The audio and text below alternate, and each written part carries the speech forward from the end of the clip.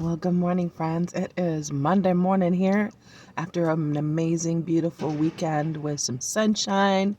Ooh, got me a little sun, got me some vitamin D, had some good connection time, had some laughs, and ready to meet the week.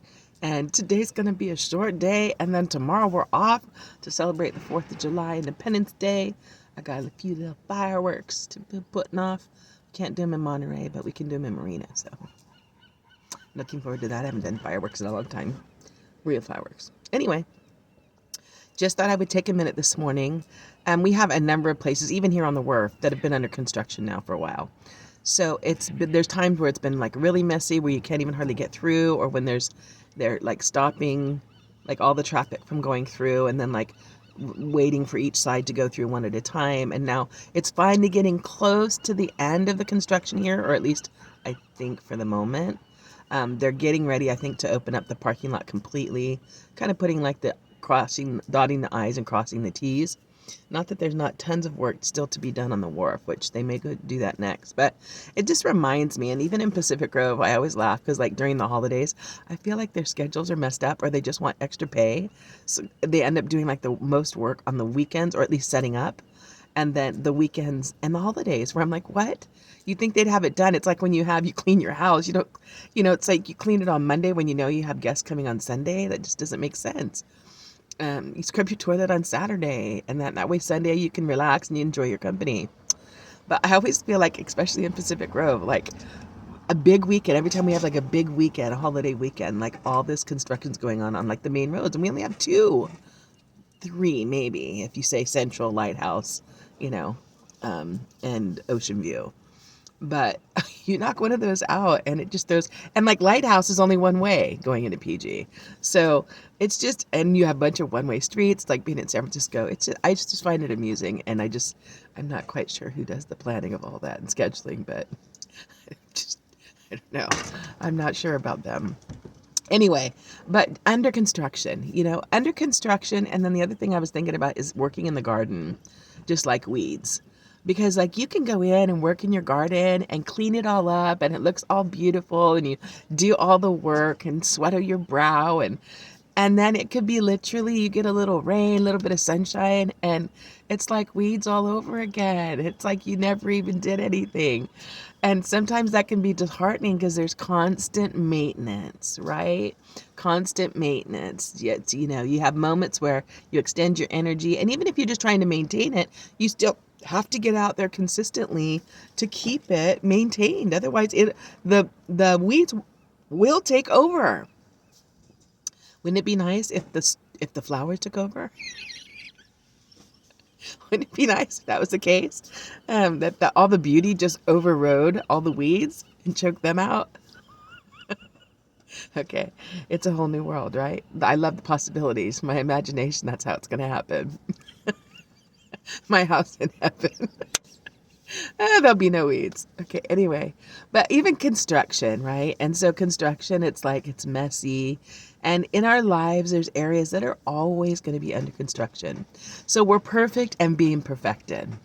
And so it was funny because I kind of had like even a mini conversation with somebody, and we were just talking about the reality of, how it, like for me, there's things that we know in the spirit realm that we've received as an inheritance. It's ours, right? When someone gives it to you, it's yours. Now it's not yours just when you use it. It's yours, period. And so once you receive the inheritance, you receive the inheritance. We received and are infused and empowered and have an indwelt divine nature. Yeah. And we have God living in us. He chose to make his home in us. So with that, that's done. That's a done deal. Now, am I always acting as a clear representation of his nature? And so those are questions that I'm always looking at honestly. It's like, is this what the heart of God revealed to me, how he responds in situations that I find myself in? And that's my kind of like, I would say like my constant gauge, because I want to do and live in the world in love. So it was funny because we were talking about the difference between like having it done and being a complete work, and then the process also, that it's not one or the other, it's both and more. And so it was funny because then I was reading in Hebrews 10:14 over the weekend, and it came up, and and I loved it because he was talking about how we've been made perfect forever, and then we're being made holy. So I thought that was funny. I'm like, we're made perfect by faith, and yet we're being made. So it's almost like it's both at the same time. We have it, and yet we are being perfected in it. So I thought that was kind of funny that I would run across that and see that, even that little example after having that conversation. And I'm sure that there's there's a bunch of other things that come to mind when I think about it, that in my heart I see and I feel like I live out. And so it's not question. I don't call it into question. Although when it's called into question, then I just have to look at it again and be like, why do I see that way? Why do I look that way? Why do I believe it's that way? And see if there's any like the sails, if there's anything that needs adjusting.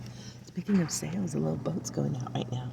So anyway, I thought I would just take a minute to share my thoughts, and I hope too that when you have areas um, where you're asking questions, that you continue to bring those, you sit with them, and you allow the Spirit to reveal and take you deeper in revelation and bring things out to reveal truth to you, to continue to confirm and affirm truth in you, and to guide you in the truth for your life. So anyway, have a great and glorious, love-filled, and victorious day. I'm going to give you a moment to just watch this little boat as it rides off into the big deeps. I hope you move out deeply into His love today. I hope that you enjoy a beautiful day filled with peace, and that you would help someone in your way. Help someone along the way. Final thoughts. This morning when I went to go get my coffee at 7-Eleven, which I don't usually do, there was a gentleman out front, and he asked for some money. I don't mind giving people money when I have it, but then he's like, yeah, I just need $1 to get my beer. And I'm like, you're supposed to have the breakfast of champions, my friend. And I'm like, I don't think it's supposed to be liquid like that.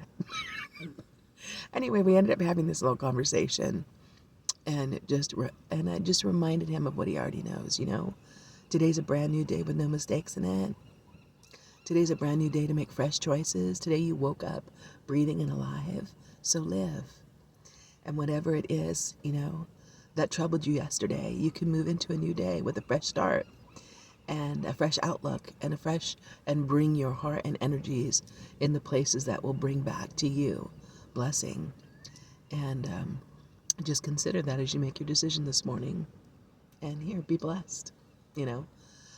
So we aren't here to control. We are here to help and support and to be light and be salt, to lead in the way, to lead by example, and to share the way. And then everyone has choices to make. So remember that. Don't be discouraged. Keep being light, keep being salt, keep being love. And you're blessed in doing that. Have a great day.